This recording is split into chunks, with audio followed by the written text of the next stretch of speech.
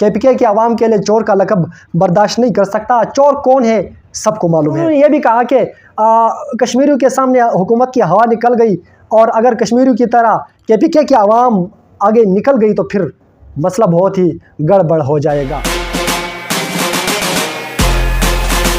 बिस्मिल्लाहिर्रहमानिर्रहीम। अस्सलाम वालेकुम नाज़रीन, आप देख रहे हैं इंसाफ न्यूज़। मैं हूं मतियूर रहमान। नाज़रीन, आज वफाकी वज़ीर दाखिला मोहसिन नकवी साहब और वज़ीर आला KPK अली अमीन गंडापुर साहब के दरमियान मुलाकात में ब्रेक थ्रू हो गया। लोड शेडिंग और वाजिबात के मुतालिक अहम मसाइल के हल के लिए रास्ता तकरीबन निकाल लिया गया है।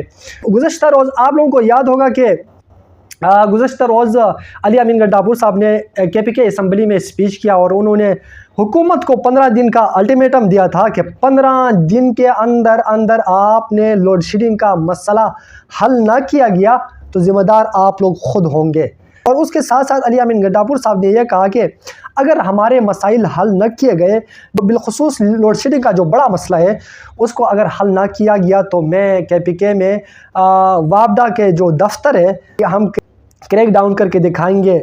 आप लोग किसको चोर समझते हैं? KPK की आवाम के लिए चोर का लक़ब बर्दाश्त नहीं कर सकता। चोर कौन है सबको मालूम है। और उन्होंने ये भी कहा कि कश्मीरियों के सामने हुकूमत की हवा निकल गई और अगर कश्मीरियों की तरह KPK की आवाम आगे निकल गई तो फिर मसला बहुत ही गड़बड़ हो जाएगा। और ख़ास करके 26 तारीख को अली अमीन गंडापुर साहब का बयान आया कि वज़ीर दाखिला से आज मुलाकात भी हुई। आज army chief general Asim Munir साहब से 2 बार मुलाकात भी हुई है। उम्मीद है कि इंशाअल्लाह ताला बहुत जल्द इंशाअल्लाह आवाम के लिए खुशखबरी लेकर आएंगे।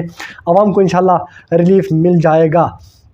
और उसके साथ साथ ये भी कहा कि मुज़ाकरात की बात की कि खान साहब ने कहा कि आवाम के खातिर, पाकिस्तान के खातिर हम हर एक के साथ मुज़ाकरात करने को तैयार हैं, चाहे वो नून लीग हो, चाहे वो इस्टेब्लिशमेंट हो, जिसके साथ भी बात करनी हो हम तैयार हैं। और उसके बाद आज तकरीबन और आज फिर मुलाकात हुई। वज़ीर दाखिला और वज़ीर तवानाई भी साथ मौजूद थे। उन्होंने काफ़ी बड़ा अच्छा मीटिंग हुआ और उसके बाद मीटिंग के बाद अली अमीन गंडापुर साहब ने कहा कि मैं इनका शुक्रिया अदा करता हूं कि इन्होंने आवाम का सोचा, आवाम के मसाइल का सोचा।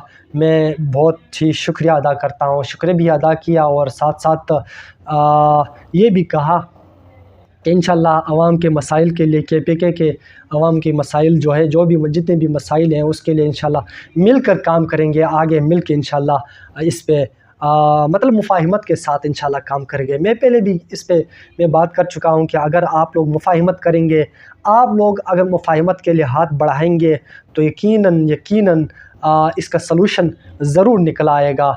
चाहे इमरान ख़ान का मसला है, चाहे इमरान ख़ान का जेल का मसला है, लेकिन इस पे आज ही और मेन बात यहाँ पे है कि आज अली अमीन गंडापुर साहब और वज़ीर दाखिला एक बेंच पे बैठे हुए थे, प्रेस कॉन्फ्रेंस कर रहे थे। मुलाकात तो सारे जितने भी चैनल्स हैं, TV चैनल्स, उन्होंने लाइव दिखाया। उसके बावजूद लोगों में एक ये मतलब फैल गई, लोगों ने ये बात फैलाना शुरू किया। एक तकरीबन एक ट्रेंड बना हुआ था कि अब इमरान ख़ान रहा होने वाले हैं। इमरान ख़ान के रहा होने की बहुत सी चांसेस है। मैं पहले भी आप लोगों को फिर से कह रहा हूँ कि बता चुका हूँ कि अगर आप मुफाहिमत करेंगे तो आप लोगों के मसाइल भी हल होंगे, आप लोगों के KPK के मसाइल हल होंगे, आपके सिंध के मसाइल भी हल होंगे। मतलब जो पीपल्स पार्टी है वो तो ऑलरेडी हुकूमत के साथ है, बट आपका जो बानी चेयरमैन है उसको भी रिलीफ मिलना भी शुरू हो जाएगा और यकीनन वो भी एक दिन रहा हो जाएंगे। अगर इस्टेब्लिशमेंट के साथ बानी PTI मतलब मुज़ाकरात का कोई सिस्टम बनता है तो यकीनन हुकूमत के साथ भी मुज़ाकरात के लिए PTI तैयार हो जाएगी और इस तरह सिस्टम आगे ये ख़त्म हो जाएगा। आजकल जो भी सिस्टम है एक बुरा हाल बना के रख दिया है पाकिस्तान का। जो भी सोचता है, जो भी आता है, बस इंतकाम ही बात करता है। इंतकाम, एक दूसरों को धमकाते हैं, एक दूसरों को धमकी देते हैं और धमकी आमीज़ बातों पे उतर आते हैं। कोई कहता है कि मैं तुम्हें सड़कों पे घसीटूँगा, कोई कहता है कि हिम्मत है तो आ जाओ, अगर मैंने तुम्हें इस ओहदे से नहीं हटाया तो मेरा नाम फ़लाँ नहीं।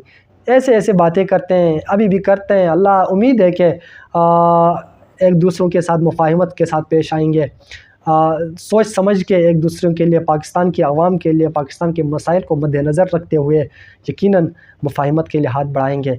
तो ये था आज का टॉपिक इंशाल्लाह एक और मौजू को लेकर इंशाल्लाह दोबारा हाजिर होंगे। अल्लाह हाफ़िज़।